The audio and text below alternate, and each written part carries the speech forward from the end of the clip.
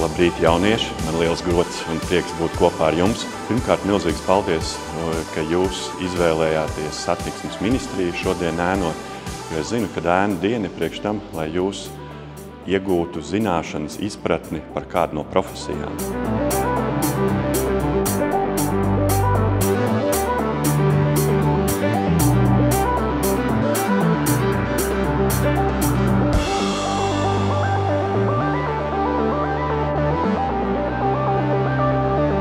Dažus mēnešus atpakaļ pie mums gāja dzelzceļa pārstāve, stāstījusi par dzelzceļa, satiksmes ministriju. Tas bija interesanti, un tāpēc es vēlējos ēnot dzelzceļa departamenta direktoru.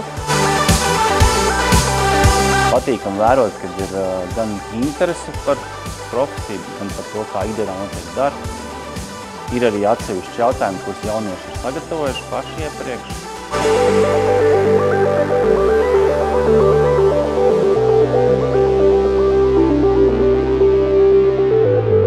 Manām ēnām jautājumi bija gan par Rail Baltica projektu, gan par jurista darbu, lai veiksmīgi šajā profesijā sevi realizētu.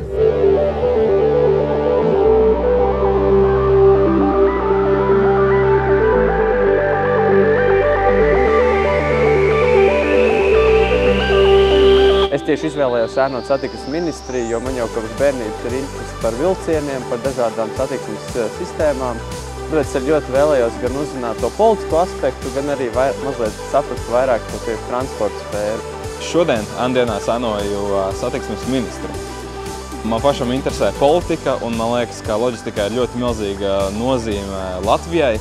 Šodien īstenībā ir lieliski iespēja redzēt, kāpēc ir tiešām svarīgi veikt lielus ieguldījumus lielākai nākotnē.